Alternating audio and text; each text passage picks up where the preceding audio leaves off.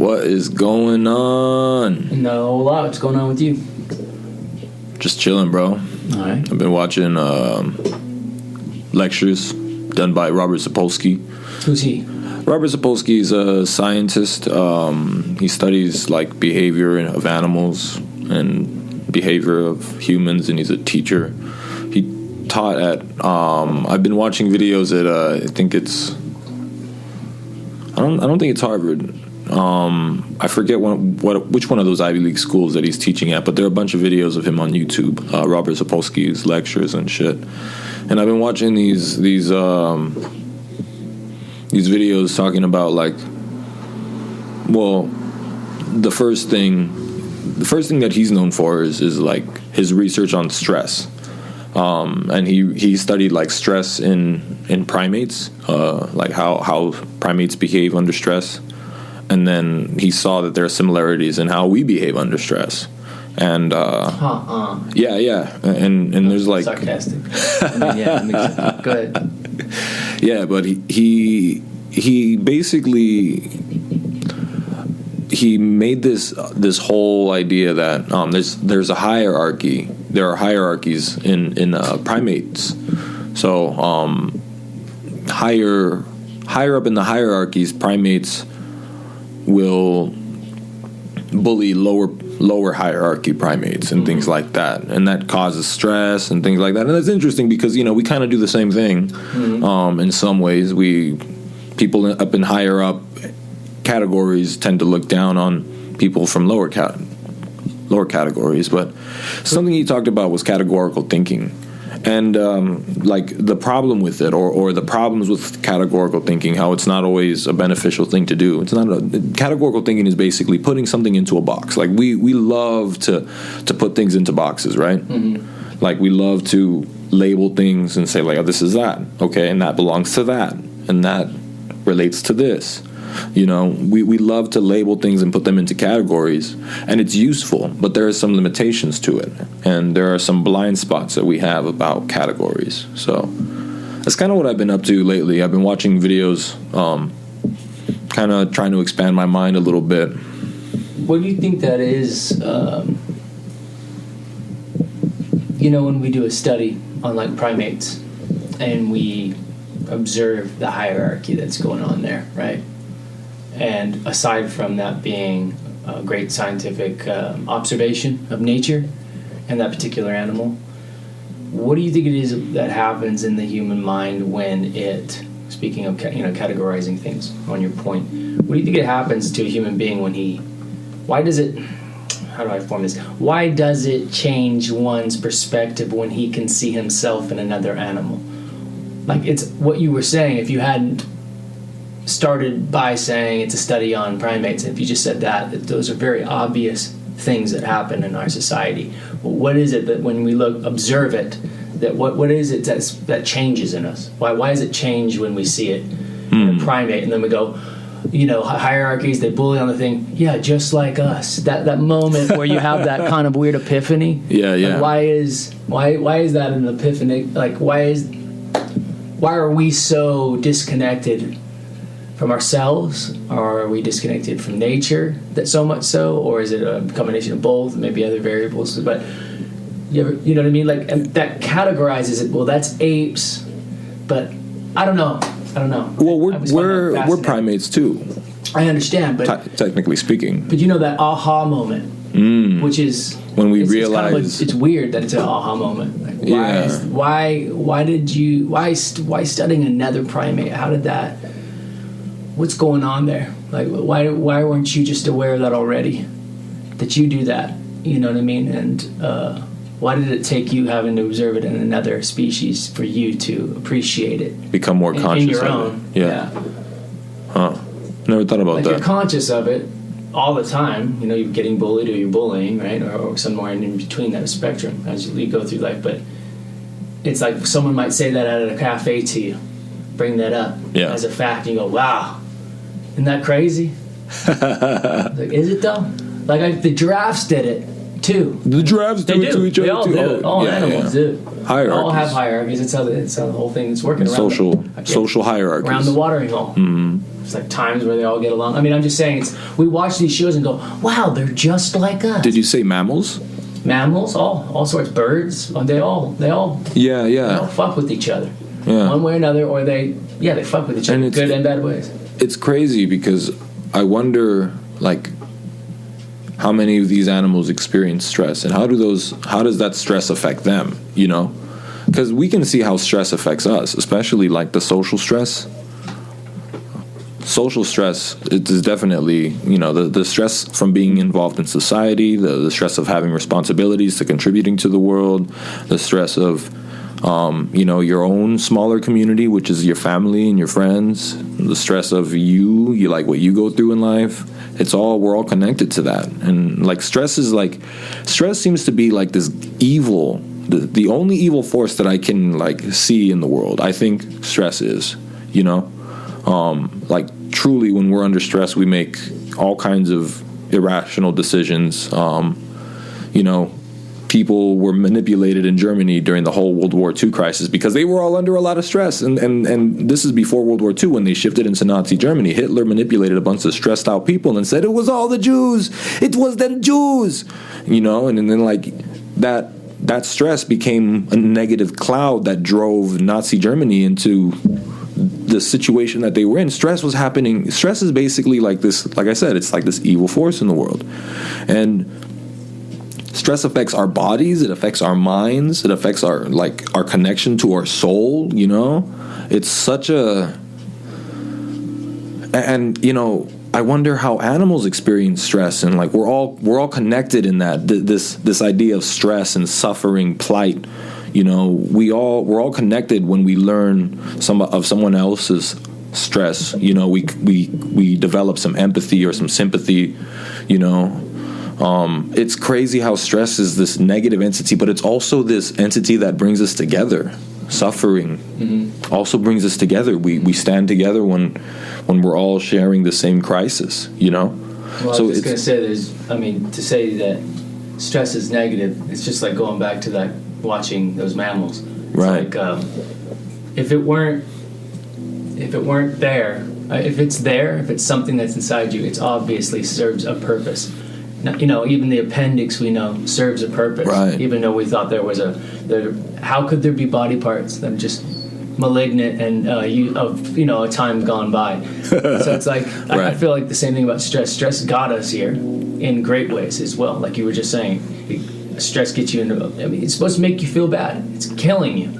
It's supposed to, because whatever you're inducing on the outside of your body, doing to yourself, inflicting upon yourself, whether it be cold outside, rain, stress is what makes you seek shelter. If you didn't stress out about it, the reason that you dance in the rain, the great thing about that stupid song in that movie, it shows so much abundance that this man has several other suits. He has a fucking money. He has a shelter. Like when someone's dancing in the rain, it's essentially saying, I can give two fucks about this once thing that I had to be afraid of and stress out about. Rain, getting wet, dying. You know what I mean? All these things. Like stress out when, you know, you hear the rumble of a dog or like a wolf out in the middle of the night. Of course you're supposed to stress out. It's telling you need to fucking be aware, do something about this. Because what you're trying to do, the body's telling you need to get over this feeling. Like, even if you don't appreciate on some other level what's going on, you know, I'm appreciating it as the body. Like, I'm obviously in survival mode, and that's what I'm trying to do. It's my last ditch effort. I have to poison you with your own chemicals, your own chemical makeup to make you put one foot in front of the other. Stress you out enough also to the point that stay still, lie dead. You stress out, you have an anxiety attack. You hyperventilate and you go through these draws of what looks like you die. Yeah. So a bear doesn't fuck with you because it doesn't want to eat something that's dead. It just wants to get rid of the threat. Yeah. Which is stressing him out. So that's how he gets rid of the stress. Fucking he doesn't even always eat you all the time. A lot of times he just kill you. Get rid of that stress. Okay, good. I got cubs. That's out of the way. Just making sure. I didn't even know if you were a threat, but exactly. I gotta be sure. And you see, that's what's crazy is that like stress seems to be this motivating entity as well. Mm-hmm. You know, if stress I'm not saying stress is an entity, but I'm putting the word entity to kind of like say that it motivates us. Stress motivates us too. It doesn't just hold us down. It doesn't oppress us.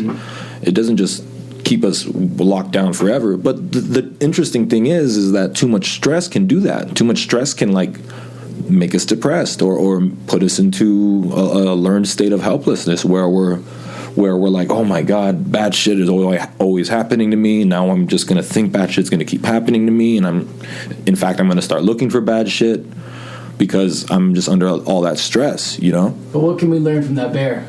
Why isn't he having an anxiety attack?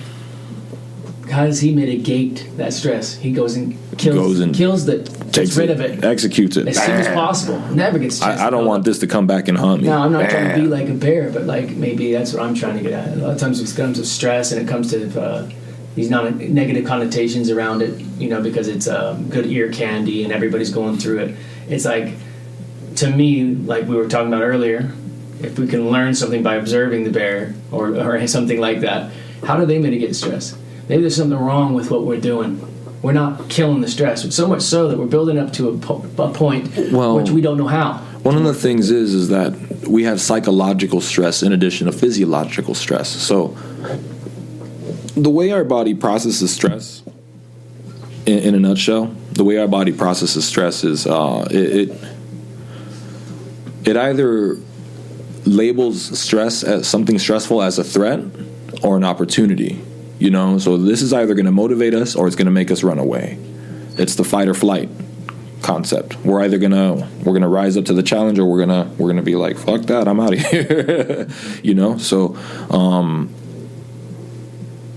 I feel like maybe, I don't know if bears experience psychological stress, you know, but we experience stress based on our own thinking. We can stress ourselves out by having a single thought or having a certain belief about a certain thought, you know, and our beliefs about stress also impact the way stress affects us. Well, if you had a question, go fucking open an encyclopedia. The stress is gone. Right. Okay, I know that you're going to go deeper and probably say something about emotional things. There's a book. You can go online. It's all free. Friends, talk to them, inform them, trust, all these other things. I mean, like, sorry about that. All those things. Like, I really feel like sometimes we get in a conversation about things like stress, so much so, and talking about, because the hurt is the real thing. That's the thing that comes and bubbles up to the surface, right? Yeah. Like, it's great that we're making light that there's positives behind it, but at the same time, it's like we can kind of, like you said, we can start grouping together and get on a conversation as a culture about stress, so much so that we stress ourselves out by talking about stress. And especially only talking about one side of it, the side that doesn't feel great. Exactly. Because we can all share that. And then what does that open? It opens up our empathy. And so, yeah, we're going to keep listening to the daytime television shows who've been rapping about it since the 90s, you know, as soon as they could. How do you take care of your stress? What, you know, I work out, you know, a lot of podcasters out there, that's mostly what their thing is about. Yeah. Get up and go. Get up and go. That kind of, I think, after a while, stresses people out. It's not because they're out of shape or their lives are out of shape. It's just like everybody's on this tip sometimes, or any tip, anything, any point. They get so hard on it, it makes some people want to go eat a cheeseburger. I don't know, you know what I mean, right? Because it's the in thing to do, or you know, we get stressed out about all these little tiny quirky things, but I feel like it's kind of an environmental thing. I mean, we have, you know what I mean, and then you have people telling you, well, it's environmental, like I was just about to go on and say it's the internet, and like maybe we're not like supposed to be in this age of knowing hundreds of thousands.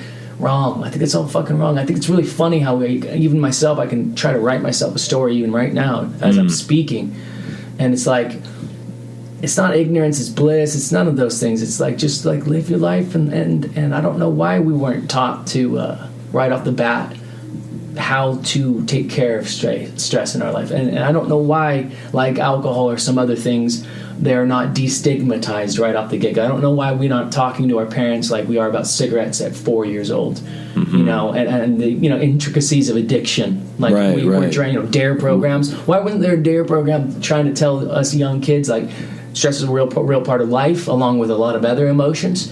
Here's how you handle that. You understand yourself. The more you understand, the less stress you get out. That's just straight up. The more things you try and you succeed, the less stress you'll get. You know what I mean? Like, you're stressed about cross the street more often. I don't know. Like, I know that's very simple, but, you know, people don't want to ride a bike who've never ridden a bike. And the older they get, the less chance they're ever going to learn, because they have lived long enough to understand how much stress is going to come from it. That's true. Fall. Right. Is it worth it? Right. Like you were saying, they start balancing it versus just doing things like a human does. That looks fun. Let me try it. You know what I mean? And maybe I'll be the one out of 1,000 today that does biff it, eat shit. But why are you afraid of falling? Right. Why are you stressed about it? Because you don't fall. What's the worst that's going to happen? You obviously don't fall a lot. Like, it's always going to be conditioning. Exactly. You know, stress comes from a lack of conditioning, maybe. And that's where this is going. It's like, we're not, you know, we're conditioned maybe not for the wrong things. We're going in a different direction, but you know what I mean? Like, I think stress comes from conditioning, for sure. Yeah. The way we're conditioned, because, you know, conditioning is a constant thing from the time we are, like, generated, from the time we're conceived, all the way to the time that we're born. That influences us. And then further on from that, we're conditioned by the first 2 to 3 years of our life. And then we're conditioned by school as we go into school. And then we're conditioned by work as we go into work. We're always being conditioned. We're always being exposed to something that's either going to stress us out or it's not. And if it stresses us out, the more we're exposed to it, like you're saying, the less stress we get from it. There's actually a method in psychology called mere exposure. It's called the mere exposure effect, where therapists or psychiatrists will take their client and they'll go, let's say their client is afraid of snakes, they'll go and take their client to the zoo, and, you know, they'll go and see snakes, or maybe they'll show their client a picture of the snake as a way of getting through that fear. Like, if the client says, hey, I want to get over my fear of snakes because my partner has a snake, or, oh, I want to get over my fear of snakes because, I don't know, I always have dreams of snakes and it's making me uncomfortable. And, you know, okay, well, let me show you a picture of a snake. How does that make you feel?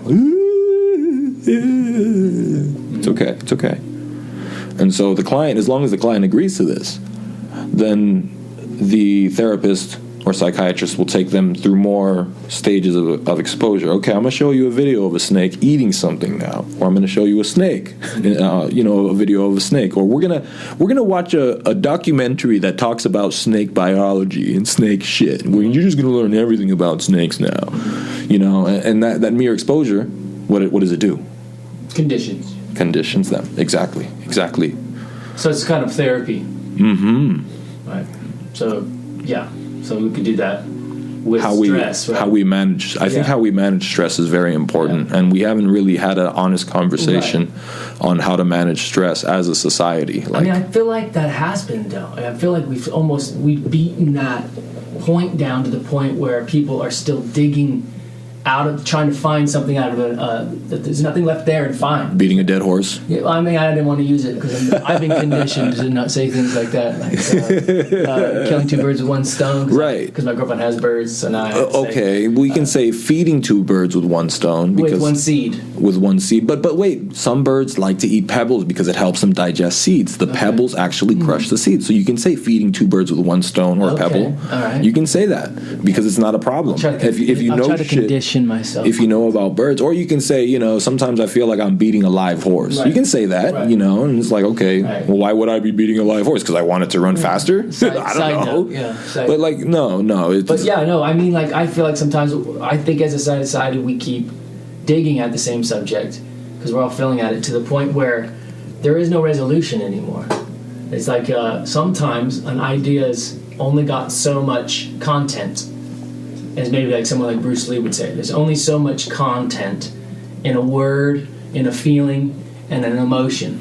There's only so much that you can talk about it before you kind of have to move on with your life. And there's not a lot of talk about people with the lack thereof of stress. We don't talk about with people enough that's currently having good. They're great at mitigating their stress and talking about how they have a lack of it because they do this, that, and the other thing. I just don't know. I don't have an anxiety attack. People who have never had an anxiety attack. He's not special, right? Because he's not seen in society as special. What do we see as a society as special? If you have a syndrome, a disorder, it's cool. to have these things. Short of having Down syndrome or whatever, but like they think that it's sweet to be Down syndrome, it's sweet to be autistic. You know, that we're conditioned to, we won't get any attention unless we have some kind of thing about us that's fault. Because all we prey on and applaud are people doing things that have a disability. You know what? This person has dealt with stress his whole life, and to see him out there doing what he's doing, it's like bigger than climbing Everest for him. Well, he's running a race. Why isn't just running the race a big enough accomplishment? No, but it's bigger for him. Why is that? Because he's got that thing, you know. He had that bad dad. Dad wasn't around.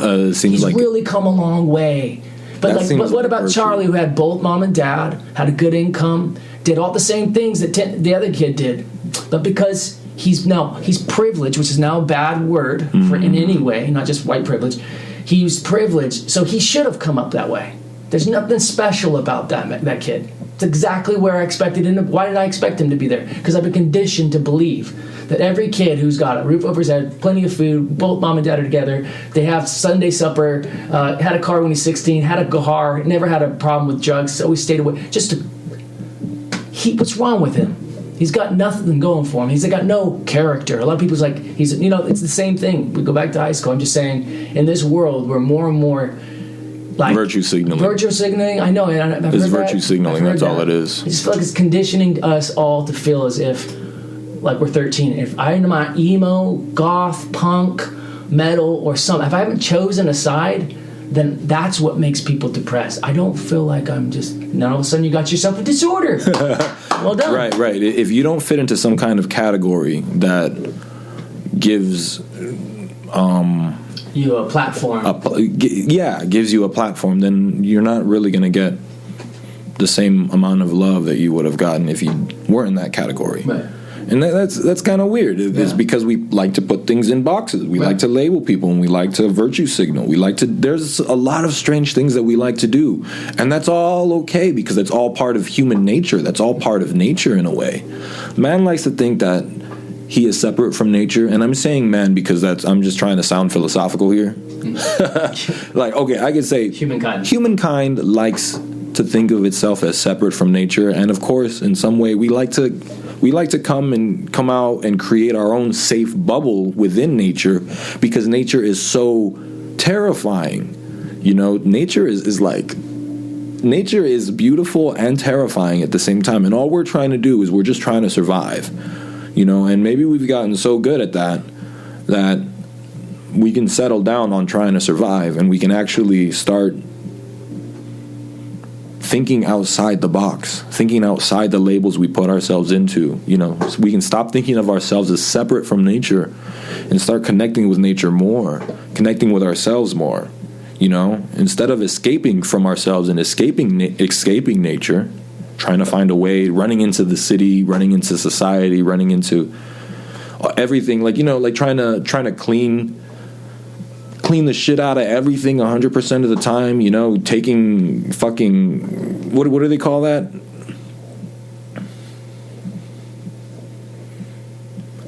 I'm going on a rant here. I had a brain fart. Old school. But what I was basically saying is, like, it'd be great if we didn't run away from ourselves so much.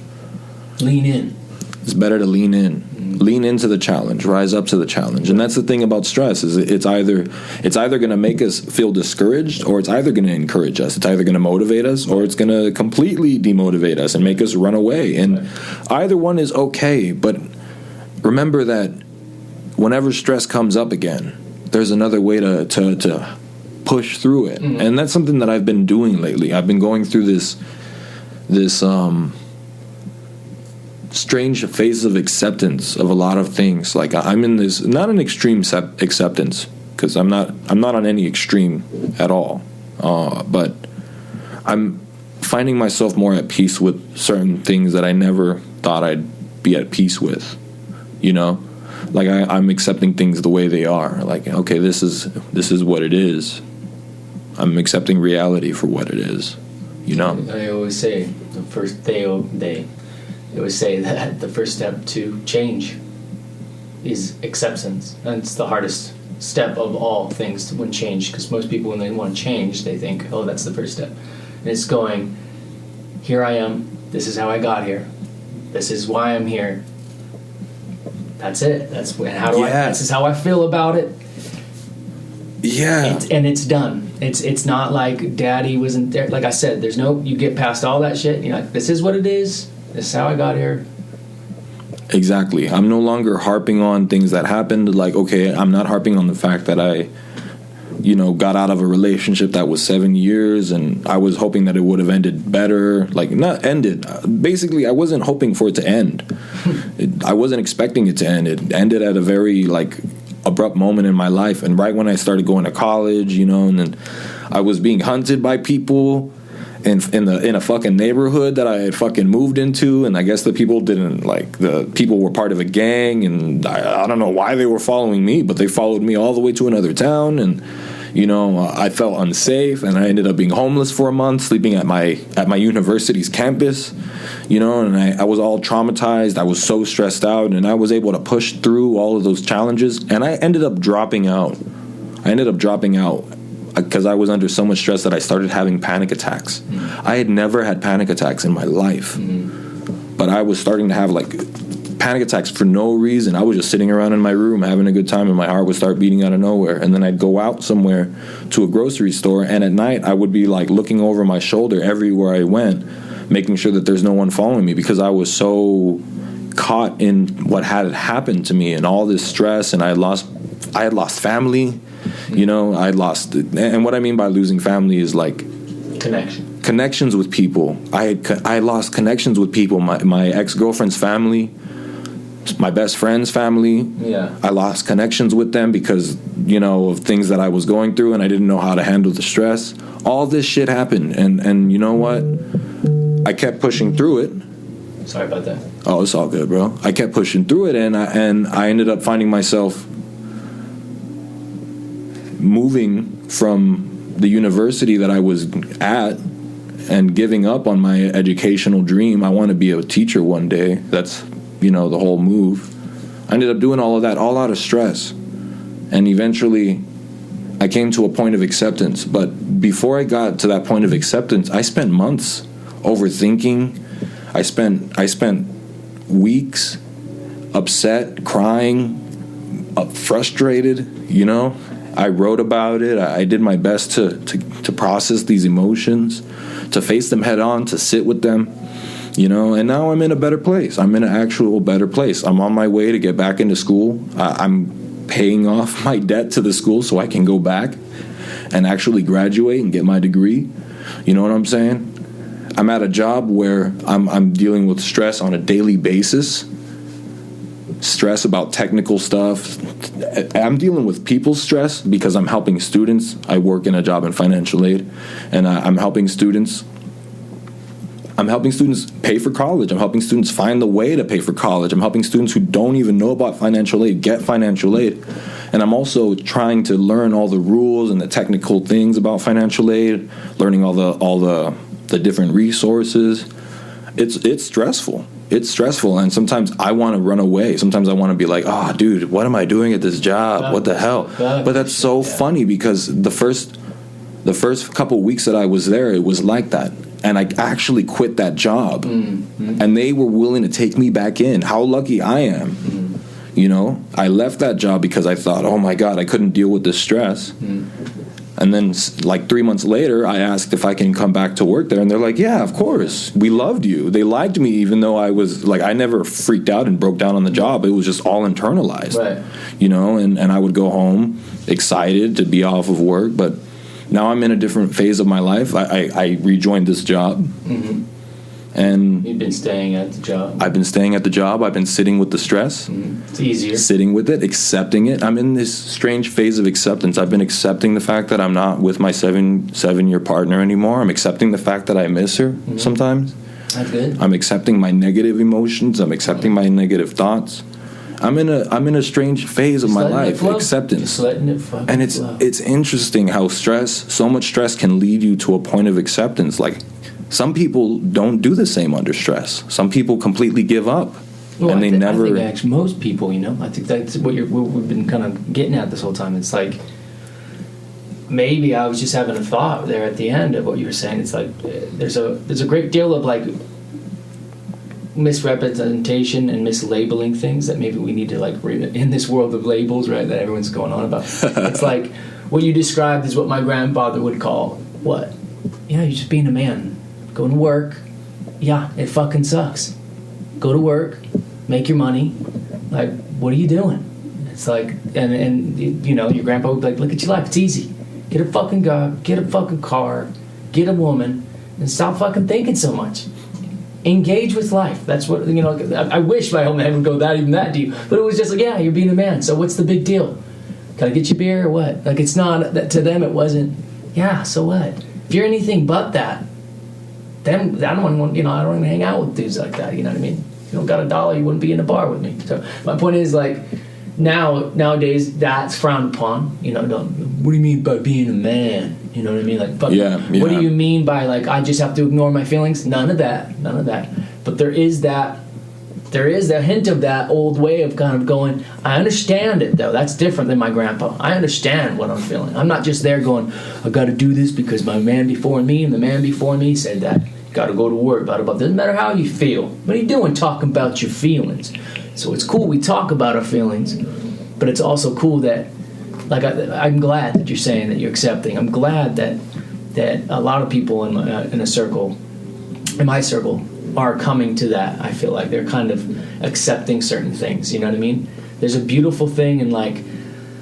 It feels a lot like you said, leaving a job that you want to be at, like in the middle of the day. It feels a lot like that feeling when you're driving home. And yeah, you're fucked because you don't have a job and you need to find something quick. But it felt real nice just saying, fuck this, I'm out, and driving home. You know what I mean? There's just this relief that washes over you. But the same relief happens almost like an IV drip. Every day you go there, every time you reach Friday, every time you get that paycheck, every time you watch that savings go up a little bit or you get yourself something nice, it's like, in those moments, it's like that IV drip, like, yeah, that's why so many people choose to go this route. I get it. They're not fucking robots. And I bet you maybe they do, but most likely they probably have great lives at home. They go and have great trips, better than I do. Not better or worse, but I'm saying you can only go on so many road trips. You can only, the car can only take you so far. And the United States is beautiful, don't get me wrong, but my point is there's nothing wrong with having a home. It's actually really nice. Right, there's nothing wrong with a backyard. It's like, fuck the man, I'm not going to have my own home. I just need an old Jeep that I can work on. Like, I'm going to completely unplug. Minimalize. I don't know. And I think a lot of people tried that in the last 15, 20 years, including myself. It's like, how low can I live to the ground? You know what I mean? Because there's respect in that. When you don't need much, that's also... Right. And that's the thing. Like, it's a good thing to not need much. You're exploring... Do I need it or I want it? And then all of a sudden, when you get down to need and you get comfortable, and like you said, you start accepting it, and then all of a sudden it washes over you that I want more than this. Yeah. I do want to have a relationship, and to have a girl, I do have to kind of most times have my own place. How do I do that? It's like, you know what I mean? And like I said, whereas before you got comfortable with living low to the ground, you were like, that shit's for the birds. You know what I mean? I'm me, man. If you don't love me, accept me the way I am. Right. You know what I mean? It's this weird... I don't know. And that's the thing. Like, both of them are okay. It's okay to live low to the ground if that's what you want to do. Right. But if you want more out of life, that's also okay. And there's... Yeah, don't there's nothing wrong. Just because, There's nothing wrong with putting yourself through stress to get a better life. Because that's what everyone's doing. We're all suffering together to make the world a better place collectively, even if we don't see the world improving that quickly, even if we don't feel like our lives are improving that much. We're all working together regardless of whether we're contributing a big thing or not. Right. We're all working together in this lifetime. So the great thing that we can do is accept whatever position we're in life, and if we want to do more, if we want to create more, if we want to add more, if we want to give, that's great. And if you're able to do that while living low to the ground, that's amazing. Right. If you're able to do that while living high up in the clouds, that's also fucking amazing. I think it's all great, Yeah. And there's so much that we can gain by putting ourselves through that stress. You know, stress is motivating in that way, and be proactive about how you engage with other people. Like, I've really enjoyed this last year in the sense that when people did small feats in their life, you know what I mean, where we were saying before, so what, you got a job, everybody was like, right on, man, you know, let me know when you've been there for 2 weeks, we'll go out for a beer, and let me know when you've been there for 3 months, we'll go out for a beer, and milestoning it, where you feel like you're in a small circle, but it's not just big for you. Everybody, you know, is in a positive place. And I guess as men in that circle, we've been trying our best with our limitations to proactively tell each other that what you're doing, the stresses you're going through, are normal. It's all good. I got your back. No worries. You know what I mean? Like, you could leave any day, but you're not going to, man, because you've gained too much. I've been hurt by somebody. You know what I mean? For the obvious reasons. Yeah, get the hell out of there. But, like, what's been going on, that's all normal, man. So if you were wondering, wonder no more. And I'm happy you're talking about it, because otherwise you would have stressed. But if you're always talking to a good group of people who got your back and have your feelings always in your life, in their mind, and you know what I mean? Like, having a great support network, having a great relationship with yourself. If you ever question it, you come right over and you fucking send a text in that circle. Get yourself into a circle, friends. Yeah. And real quick. And it doesn't take much. It's funny. It just has to be consistent. It just has to be, yeah, exactly. And everybody has to believe that the people in that little circle are all trying to be the best version of themselves. And actually, when they boost you up, it boosts themselves up too.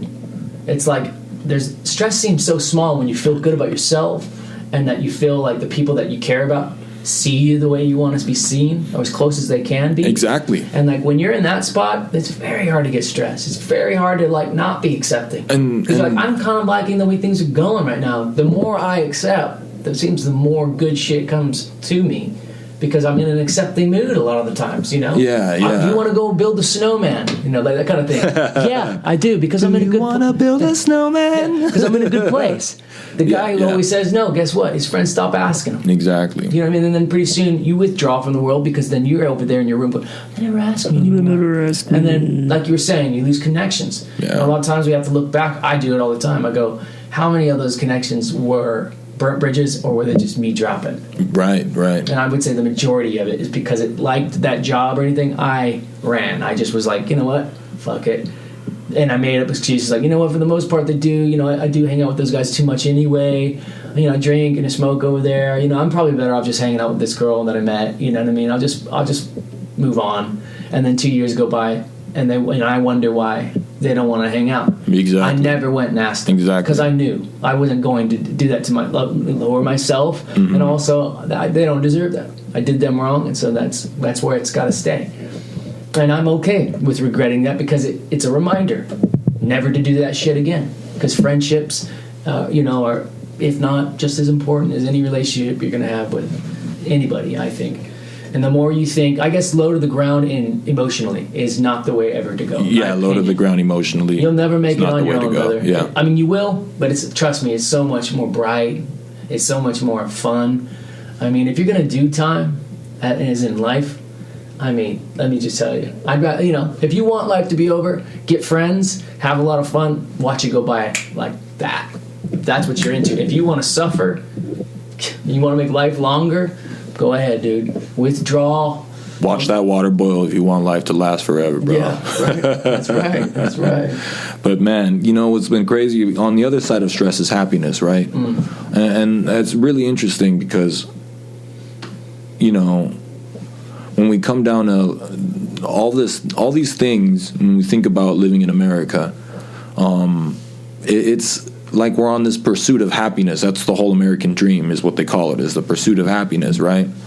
And I don't know. I've always disagreed with that. I think the idea that we're pursuing happiness means that we're chasing something that's already ours. You know, you already have happiness. You know, it comes and it goes, but all emotions are like visitors. Well, that's what they always in college, they lean on that phrase, because they want you to see in the writing what they're actually saying. No one's promised happiness. Right. It's I only promise you the ability to pursue it. Well, which is exactly saying the same thing you're saying, but it's the legality. It's kind of like, you know what, there's no need to pursue happiness, but there is one thing. There's two types of happiness. There's instant gratification, which is dopamine-based happiness. Dopamine is a receptor in the brain. It's a biochemical that in our brain we kind of like pick it up, and it makes us feel good when we eat something that's very tasty. When we have something, when we are exposed to something with a lot of color, if you smoke weed, if you have a cigarette, if you have sex, dopamine's going on. If you watch porn, dopamine's going on. So that's like if you go to McDonald's and you eat a cheeseburger, there's a lot of dopamine going on. If you have sugar, there's dopamine going on. Salt, good tasting food, lots of things activate dopamine in the body. And dopamine's not a bad thing. It's an instant gratification based happiness, you know? So it's like, okay, this is giving me instant joy. And it's like pressing a button to feel good. That's great. It's amazing. But I think we don't need to pursue that type of happiness. I think what they mean by the American dream is the pursuit of long-term happiness, long-term fulfillment, the pursuit of fulfillment and meaning. That's what I think is the American dream. The American dream is the pursuit of meaning. We're coming here, or we're born here, and we're here to make our lives better, to improve other people's lives, and to hopefully improve the world, to help make things more meaningful to us. You know, there's meaning in the struggle, is what they call it. And I'm not saying there's glory in it. I'm just saying that the struggle of building yourself up from being low to the ground, if you start off low to the ground, the struggle of building yourself up builds so much for you. Builds resilience. It builds confidence. You know, it builds trust.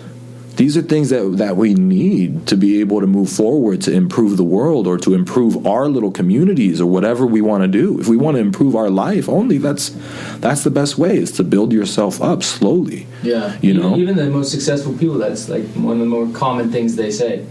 Like, sure, that if they could pick being poor over rich, they would pick rich. You hear that a lot now. It's like a new thing. You know, there's a new study. A lot of them say like they were happiest when they were struggling. If they often, what they fantasize about when they're up there on the top, like the Amazon guys, they often have fantasies of what it was like. The struggle was real, and it was, they felt like they were alive, And I think all those things mean, to me at least, they all lead to this. And I'm going off what you're saying. It's the stage. It's the promise of a stage where you might be able to experience happiness as often as you might be able to be possible. Like, I'm gonna set this place up for you. That earning your happiness, right? Earning your happiness instead of pressing a button to give it to you. Like, oh my God, I'm just gonna press a button and it's mine. No, I'm gonna work hard to earn this happiness, and that's the thing. That kind of happiness is called long-term happiness, or is called eudaimonia in the psychology community. They call it eudaimonia, which is basically going through a period of hard roughness, a period of challenge to earn something, to earn joy, to earn trust, to earn confidence. And I think that one comes from serotonin. Serotonin's a long-term based happiness hormone. We develop serotonin in our bodies more as we climb up the social ladder. The more money we have, the more responsibility we take on. These kinds of things build confidence, and that builds serotonin in the body, and that's a different kind of happiness. Right. And those are the two ways to approach happiness. Right. So when we're stressed, it's important to know that sometimes the stress that we're going through is worth it, because it's going to lead us to somewhere where we're going to be feeling good. Like, for example, working all week and then making it to Friday, you feel good. You've made it. You had a long week. You went through some hard work. You grinded. And now here you are. It's fucking Friday. Let's enjoy the weekend. Now let me spend time with my family. Right. Let me enjoy my free time. Let me sleep in. Let me do some laundry. Let me do some fucking cooking. Right. Let me do something for myself. Let me go work out. And then working out is another type of long-term happiness. I'm going to put myself through a little bit of hardship so I can earn something. All of that shit that you described, to be honest, there are a lot of people out there that all of it that was hard. All that shit that you just said. Exactly. But it's your point of view has changed. Your perspective has changed. The values changed. Right. And I was going to say that serotonin, I think, a lot of people think we're just a victim to like what kind of like we were born with at a certain dial tone transistor radio. No, we're born with nature, a certain the nature argument. Right. You know what? Like if I'm a depressed person, I'm always going to be depressed. So right. This is something I'm going to deal with for the rest of my life. No. It's like, bruh. No, it's not just I don't want to go harping like, you change your habits and work out. No, I'm going to just say that because that is good, but I don't want to be the same guy harping on the same facts. My point is like you can procure the way your mind sees something appetizing, something good. Like I was saying earlier, you can condition yourself. You can condition yourself. You're not, predisposed to be a certain way. Like if you need to go live low to the ground to feel what it's like to have to go paycheck to paycheck, not know where your rent's going to come from, for you to see that when you do have a job and those 5 days a week going to that hard, oh God, 9 to 5, giving my soul away. It is nice to have that car, always have gas in it, never have to think about it, always can fill it up 100%, don't have to just get $10, $5 to change out of the fucking couch, you know what I mean? And then pretty soon you'll start seeing like, oh, that's what pride is. And pride's not a bad thing. Oh my God, that's a good thing. And I always, this whole time, was trying to get rid of it. Trying to get rid of ego. No, maybe it's good to care for myself. Almost everything is a double-edged sword. Almost everything. Almost everything. Everything. Except that. Virtually. Except that. Find some positivity in that real quick. Yeah, real quick. exactly. And then move on. Move on. Opposites are complementary. Having a bad day is totally okay. If you're having a rough time at work, there's some good shit that's going to follow. Life is full of good and bad. Yeah. It's all the time. So it's that double-edged sword is not a bad thing. How we use it is not a bad thing. It's just, that's just the flow of life, man. Right. Slow Friday, and you find your rhythm. You find your rhythm as you play with that double-edged sword more. Figure out how to use it. You might hurt yourself once or twice. Yeah, spar. But spar with it. Practice with it because that's going to condition you. Right. Self-conditioning. Right. Why do I want to go to bed afraid of anything? Like why? I think that's also the thing. It's like fear. I'm scared, but I understand you're scared. But the reason you have all these other emotions, like that's what I mean. I never like to focus anymore. Well, that's where I'm coming. That's where I've been going in my life. I guess as soon as I start talking about a subject, I almost immediately regret it because it's like nothing really should be harped on too often. For too long, because there's so many other fucking things going on that none of them work on their own. They all work in tandem. Back, forth, here and there, and just aside from being a biochemist and knowing exactly what's going on in the mind, it's like almost to the point where you go, I know enough about my mind and my brain. I feel like my body, I could always know more, but to the point where I'm like fully accepting the fact that it is what it is. Like you're saying it as well. It's like it is what it is, man. And I always want to have empathy for people. I'm never going to forget what it's like to go through something, and I'm going to completely accept that. In the future holds a bad week for me. Maybe 6 months. Maybe I'll fucking have anxiety attacks like I used to. Maybe, all these things could come back. I haven't had a seizure for over a year. It's coming. And with every day that goes by, I'm closer to having another one. Now I can either lean into that, and the first thing I started doing as I go, as soon as I have a seizure, I'm going, good. That means I don't have to have another one for another year. It's going to suck for the next 6 weeks because I'm really going to be scared and all that shit and I'm traumatized. But I've done it enough times that I've gotten through it. So it really takes off a little bit of the sharpness of that sword every time I get sliced with it because it's a little duller. It doesn't get as deep.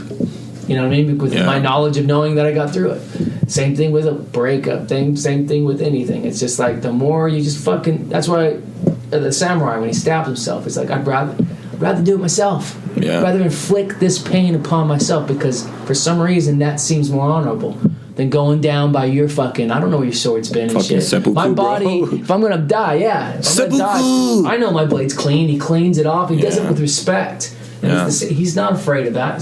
Death is is what you're after.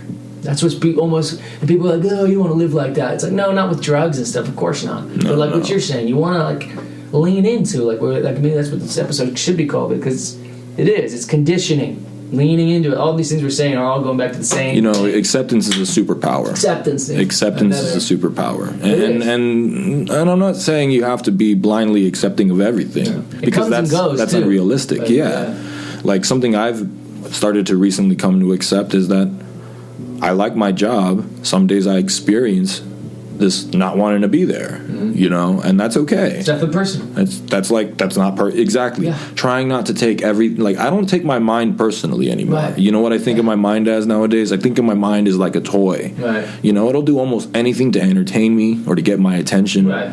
And that's totally fine. You know, changing that relationship there and saying that will make you a happier and more of a one. Because you are one. Yeah, exactly. You know, remember we talked about this a couple of times in podcasts prior. It's like, stop making stories up for like parts of your brain. So you learned about cortexes, right? You're cool. Good you're for you. one. You're one, and you're many at the same time. Thy will is that of multiplicities. Sure. Because there are networks of neurons all over our body that communicate from the spinal cord all the way to the brain, and they're all connected to our organs, to our heart, to our gut, to our reproductive systems, to our legs. You know, all of this is constantly sending information in and out. But we're more than the mind. We're more than the body. Just saying, and we're more than our senses. Yeah. We're more than that. We're much more. Yeah. But if you do you, and with everything you know, obviously, and keep yourself healthy, I think sometimes, like I said, that system you talked about, wonderful to know about. I want to know more. I always like to know about it. Yeah. To know about it and then to get yourself involved in it are two different things. Just because you know about something doesn't mean it needs your help all of a sudden. It got here right before you found out about it. It got here all by itself. Okay, so all you need to know is put that in your mind and be cool, fascinating. But don't get up in here and try to fucking start fucking with the flow, the ebb and flow of all the things that are going on in your mind. Don't give it a story. It's got its job. It's doing its job. And as you know, everyone knows with this education, it'll let you know most times when it's going down. You know what I mean? And then you need to go to doctor and shit like that. But also, if you're listening to your body already, I feel like I do every other day. Okay, that's the best you can do, brother. You're not going to sense cancer hiding away. I know that scary thought that it could be growing right now. And if I would have known 6 months from now, I'm back and I could go back. And, you know, if you listen, I woke up, no harm, no foul. Move on. Go do your normal routine or whatever it is, man. Like, that's what I guess that's where I'm coming from these days. It's like, talk about it, get involved with your emotions, learn about them. Learn your nature. Right. Learn your nature. And then get to fucking accepting it already. And get to nurture. Yeah. Learn your nature and learn your nurture. Because what you were talking about earlier is like, some people believe that their nature is locked in. It's like, this is just the way I am. This is just the way I'm always going to be. Right. People around them. Nature and nurture are always working together. It's not nature, it's not nurture, it's both of them. They influence each other all the time. Yeah. They're always working together. It's kind of like a two-way system. It's nature is influencing nurture is influencing nature. Always. They're always working like that. And that's the best that we can do is learn about ourselves, learn about our nature, learn about the nature of others, learn about the nature of the world around you, the universe you live in, learn about the nature of things, the nature of everything. Learn as much as you can, as much as you feel comfortable with. Take your time, take it like an IV drip, take it one step at a time, one baby step at a time. And one day. I think maybe both of us are getting it. Maybe do this. There's no doubt about it. Talk about it with other people. Yes. I think what happens share it with almost everything, every topic. I think if you're doing the right thing, slowly but surely you'll become an opinionless person. You might be the most boring person to talk to about subject matters, but you'll probably be the funniest at the table. In my opinion, it's like you're getting to a place where you've talked about so many things, you've learned so many things, that you're trying to race this before you're an old man, hopefully, to a place when someone asks you about something like we're talking about, you're like, you'll have the simplest answer. It kind of won't mean anything, and it will mean everything, depending on the person. And you realize slowly but surely, the more you say, the more trouble you're going to make out of a subject. For those who are inquiring, and you're not the guy to talk to about it, because quite frankly, I've learned so much about that subject it's kind of hard to extrapolate anymore. Exactly. It is what it is, man.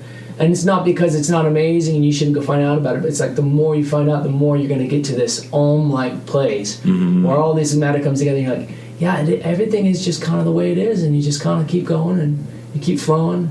And like people are like, that's too vague, you know, stop looking at the finger like Bruce Lee, again I bring him up, you know what I mean, you're not looking at all the heavenly glory, you know, you're looking at your finger, but it's true, and I'm not, again, you don't want to sound like, again, you stop caring about all that, you stop judging yourself, I imagine, less and less, because you're just completely, you're at peace with the whole fucking fabric of the whole thing, the war that's happening on the other side of the planet right now. I am where I am, where I am, this is exactly where I'm supposed to be. I'm supposed to feel this way. I'm supposed to be like this. Everything is not supposed to be, and it's supposed to be. Everything is heavenly, and also it has nothing to do with any of the lore. Everything is colorful, but only in my spectrum of my eyes, because my eyes only see in a certain spectrum, and he sees in different spectrums. But it's eyesight. So it's cool. It's all vision. So that's what I mean. Kind of end up every time in my own head. I end up coming to this point. I'm, yeah, it's cool. Cool. I'm glad I can see. For sure, I use that. It helps me in a lot of ways. Being in the middle. Yeah, you just. But a lot of people always are like, oh, you don't sound elated. I think that's what happens. You kind of get to this own place where it's not neutral, and it shouldn't be seen as neutral. Neutral would be great. Right. I'd love to be neutral. Just little hums of elation and little hums of a belly hurt. Take a bath. That kind of thing. I think that's where you get. And then you go to the bar, like I said, you just end up being that nice, happy guy with a almost like half smile on his face, happy to stare out at the street. I'm sure a lot of people wanted to ask you questions, but you really, whatever. It's like you're not hoping for it, you're not seeking it, you're just. That's why I love Keanu Reeves. He's like, I'm my best friend, my own best friend. I take myself out to eat. I take myself to the movies. Exactly, bro. I think that's why everyone loves him, because he does always have some kind of like simple thing, and maybe there's something to that. It doesn't help that he's kind of like a surfer, bro, but totally, man. But it's true. It's like you're kind of trying to all get to the place where you're beyond fascination. You're to this place of, I just think it's all cool, man. I loved it all. I feel at peace with that. I've touched enough of it. So the idea is that we have so many layers of conditioning. And I think this is an idea that comes from Buddhism. I'm not sure, but we through life we develop so many layers of conditioning that it separates us from what we already are. We're already in that own place. Everybody is in that own place already. The thing is there's so many layers of conditioning, so many categories, so many voices, so many thoughts, so many experiences that have built up within the consciousness of that individual, that they think, or they're caught up, they're distracted from that place they're always in, but all about that. Sorry guys, I think a little boogie came out of my nose. Pillsbury.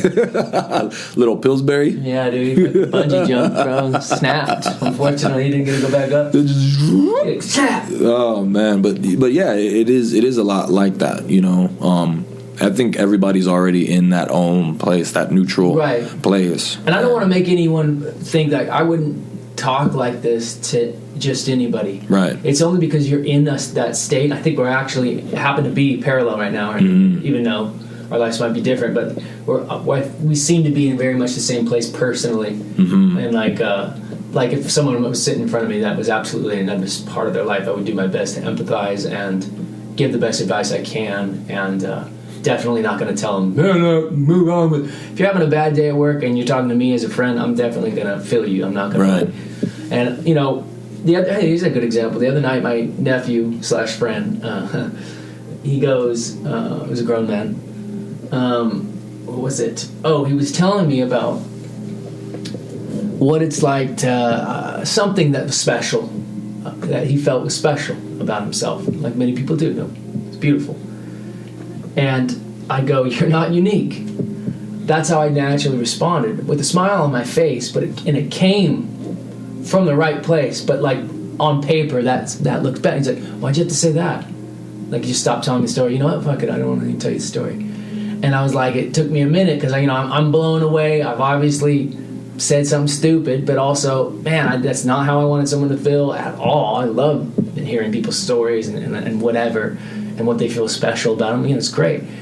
And what I was saying from a deeper place was like, I'm so happy for you that you're experiencing something and you're not unique, as in, that's right, you're not unique. I'm saying that's a beautiful thing. You're not unique. You're just like the rest of us. Because the last time we talked, remember, it was all about, like, what's wrong with that? Yeah, what's wrong So with you're that? just like us. Cool, man. Like, all 10 toes. What do the doctors say when you're born? All 10 toes? All 10 toes, right? Born 2 feet long. I was a big-ass fucking I'm just saying baby. that they check for the obvious things. I was born 24 inches long, 9 pounds, bro. My mom was 5'2". Thought you were going to be My a mom basketball player. was tiny, bro. But that's where you stopped, right? Growing. I'm just playing. We're about the same height. No, man. I'm sure if I would have ate more as a kid, I'd probably be a lot bigger. If I would have Mama breastfed you. No. Well, yeah, she did. But if I would have eaten more like of what my family was feeding me, I didn't. I was very picky as an eater. I didn't want to eat cheese for a while. I didn't want to eat meat when I was a kid. All I wanted to do was eat fruits for a little while, and then I liked vegetables, and then I eventually started liking meat, and I started liking cheese and stuff. It was weird. It's a likely story, but if you talk to most NBA players and NFL players who come from broken homes, only ate Tang and like cereal. So those dudes are 7'2", 7'3". I mean, their bones may be brittle, but let me tell you, that didn't hold them back at all. Nothing, bro. That's fucking Diet Coke, wild. No water. Like, I'm talking about diets.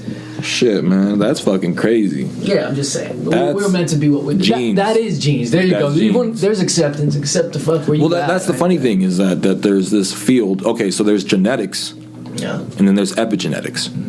Genetics is the field of nature. Epigenetics is the field of nurture, so to speak. Epigenetics suggests that our genes will turn on and off based on our environment and our experiences. And our environment is also an internal thing. So our genes might turn off based on our own internal environment, our own things that we're putting in our body, things that we're thinking, things that we're feeling, things that we're not doing, not exercising, things like that. Our genes basically turn on and off based on the environment. And then also our genes influence themselves.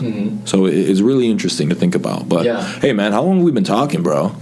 Pretty, I don't know, a little over an hour. But that is interesting that you were saying that too. Like, we were kind of saying the same thing as we usually do. We go in circles, but like the turning and turning off. Yeah, man. Like, remember that about yourself too. Like, maybe because you're not good at something, it's because you haven't gone through the effort of finding the power switch for that in the back unit. Exactly. And pulling that trigger. Because, you got to jump. You got to like stand in front of the fucking train, you know what I mean? And brace yourself. Like, how you overcome something in a dream. Like, damn, I thought I was gonna die when I felt that. Like, holy shit, I must be dreaming. But like, woo. Anyway, that's life. That's that life. Podcast. And we've been going hard over, looks like, hour and a half. Yeah, a little long time. So, ladies and gentlemen. Thank you. I just want to thank all of our listeners. All three. Just want to say thank you, guys. Love you guys, dude. Much love. I mean, seriously. What do we talk about today, bro? Dude, I think they'll know what we talked about. I think if you listen to it too, I think, truthfully, you want to talk about this now or you want to do it afterwards? No. Okay. I was going to say, honestly, I think we just kind of kept on circling back, but I think today's about acceptance. Acceptance. But stress, I think I would hate to even put that on the top. Happiness. It's one of many. Yeah, happiness. That was genetics. All underneath it. I think we were just talking about it. You beautifully embracing.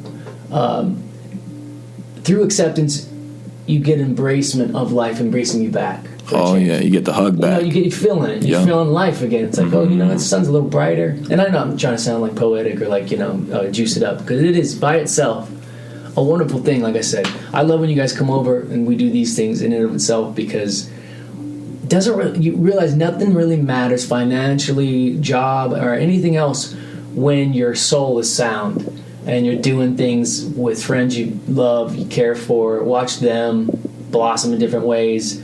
I just feel like at the end of the night when you go to sleep, if your soul is at peace, you know what I mean? Oh, yeah. And it's mostly to do with social stuff. So I just want to tell people, like, don't withdraw like we were talking about if we were to sum it up. lean into things. Like we said, I said that more than anybody. Don't run from responsibility. Run towards it. Yeah, and go dissect that. If you're so into dissecting your plight in life, why are you ignoring that one? The one that's causing you the most grief. So it's like, you know, every artist still needs to have money to get paints, to get tools. You know, a pencil still costs money. I'm just saying, like, life's the same way.